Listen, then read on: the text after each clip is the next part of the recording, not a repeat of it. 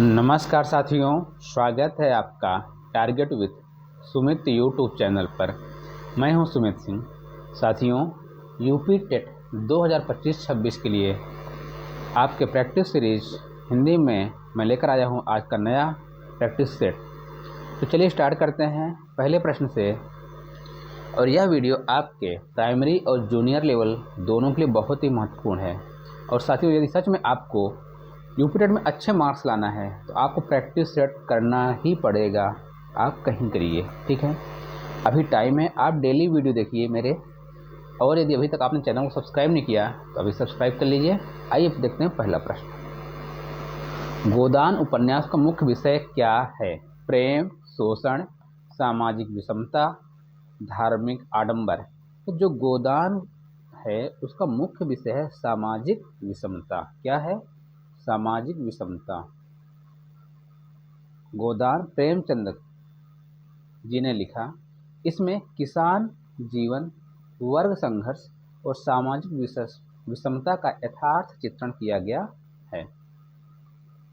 साकेत काव्य के रचयिता कौन है? साकेत के रचयिता हैं मैथिली शरण गुप्त। कौन है? मैथिली शरण गुप्त। साकेत में उर्मिला के चरित्र के माध्यम से आदर्श नारीत्व का चित्रण किया गया है।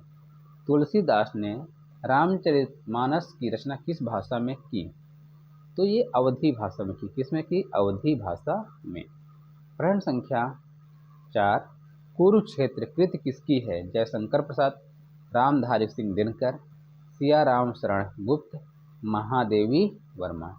तो ये जो कुरुक्षेत्र है आपकी कृति रामधारी सिंह दिनकर जी की है।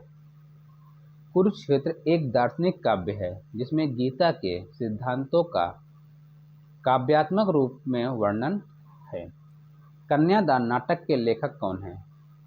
मोहन राकेश, धर्मवीर भारती, विजय तेंदुलकर, शंभू मित्र। तो जो कन्यादान नामक लेखक है इसके लेखक हैं विजय तेंदुलकर। कौन है? विजय तेंदुलकर। कन्यादान एक सामाजिक नाटक है जिसमें जाति और वर्ग संघर्ष को दर्शाया गया है। कविता की भाषा भावना की दासी नहीं स्वामिनी है, किसने कहा? कविता की भाषा भावना की दासी नहीं स्वामिनी है, किसने कहा? अजय पंत दिनकर बच्चन। ऐसा कहा अज्ञेय महोदय ने। सूरदास किस भक्ति शाखा से संबंधित थे? ज्ञान मार्ग, प्रेम मार्ग, सगुण निर्गुण और सगुण माधुर्य भाव। तो जो सूरदास जी हैं सगुण माधुर्य भाव से संबंधित हैं। पद्मावत महाकाव्य रचना का काल क्या है? जो पद्मावत काव्य रचना काल का समय क्या है?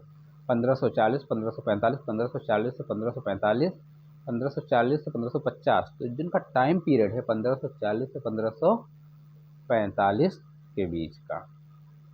किसके द्वारा लिखी गई? मलिक मोहम्मद जायसी की रचना है। असंगति किस अलंकार की विशेषता है? उपमा, विरोधाभास, श्लेष, रूपक। तो जो असंगति है यह विरोधाभास अलंकार की विशेषता है। जब दो विपरीत बातें एक साथ की जाती हैं तो उसे विरोधाभास अलंकार कहते हैं। हिंदी का पहला महाकाव्य कौन सा है? पृथ्वीराज रासो, पद्मावत, रामचरितमानस या पंछी नगरी। तो ये है आपका पृथ्वीराज रासो।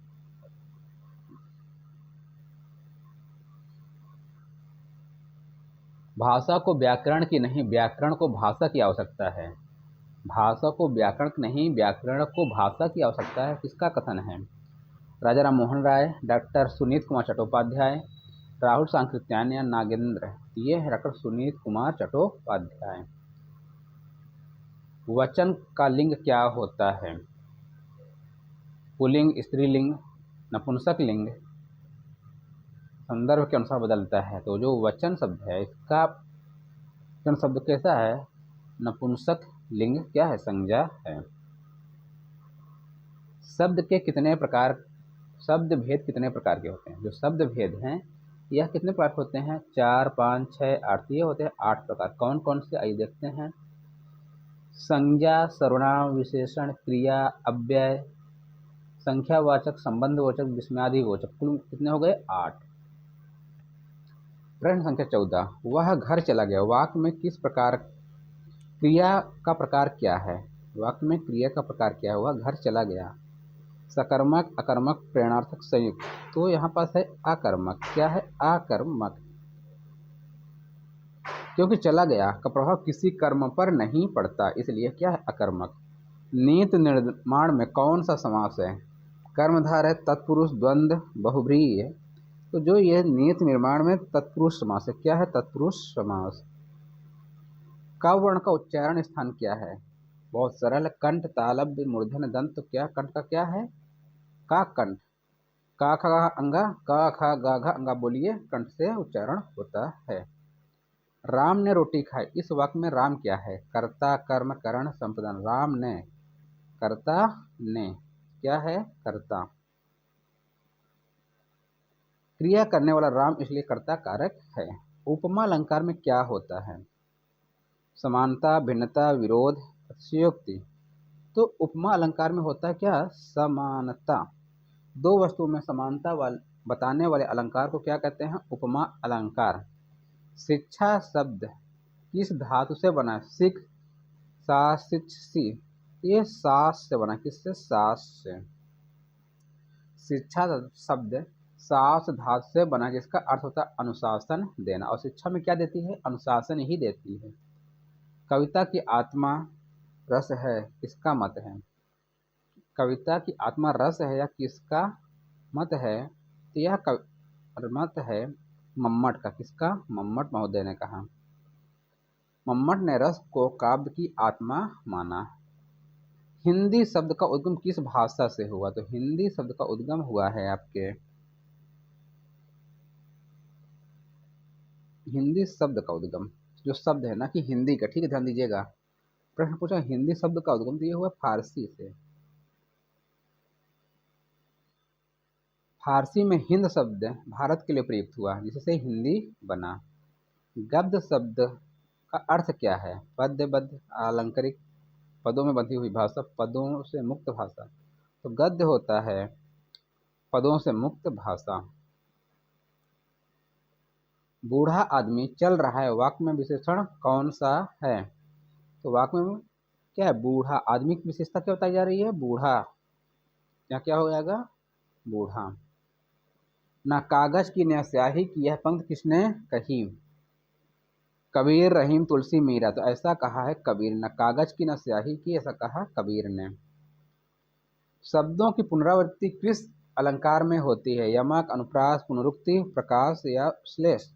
तो यह होती है पुनरुक्ति प्रकाश में। किसमें? पुनरुक्ति प्रकाश में। कविता में करुण रस का सर्वोत्तम उदाहरण कौन है? रामचरितमानस, साकेत, कामायनी, मेघदूत। तो ये है आपका साकेत में। कविता में करुण रस का सर्वोत्तम उदाहरण कहाँ है? साकेत में। हिंदी का पंचवटी कवि किसे कहा जाता है? पंत, प्रसाद, निराला, बच्चन। तो ये पंचवटी जो कवि कहा गया, सुमित्रानंदन पंत को कहा गया। किसको? सुमित्रानंदन पंत को। पंत की महाकाव्य भूमि नैतिकता, सौंदर्य और प्रकृति की पंचवटी है। भाषा शिक्षण में श्रवण कौशल का विकास किससे होता है? लेखन, कविता पाठ से, श्रवण सामग्री से, शब्द खेल से। तो ये होता है श्रवण सामग्री से। व्याकरण अनिवार्य क्यों है? क्योंकि यह भाषा को नियमबद्ध बनाता है, क्योंकि यह कठिन विषय है, क्योंकि यह साहित्य पढ़ाता है, क्योंकि यह स्मरण शक्ति बढ़ाता है। तो व्याकरण अनिवार्य क्यों है? क्योंकि यह भाषा को नियमबद्ध बनाता है। व्याकरण क्यों पढ़ते हैं? जो भाषा में गलतियां उनको सुधारने के लिए एक तरीके से। लास्ट क्वेश्चन है, शिक्षक का मुख्य कार्य भाषा शिक्षण में क्या? ज्ञान देना, नियंत्रण रखना, संप्रेषण वातावरण बनाना या अनुशासन बना कराना। तो संप्रेषण वातावरण बनाना। तो साथियों, ये रहे आपके 30 क्वेश्चन। इसी टाइप के क्वेश्चन आपके एग्जाम में हूबहू पूछे जाएंगे, ठीक है। तो वीडियो कैसा लगा जरूर बताइए। वीडियो देखने के लिए धन्यवाद। जय हिंद, जय भारत।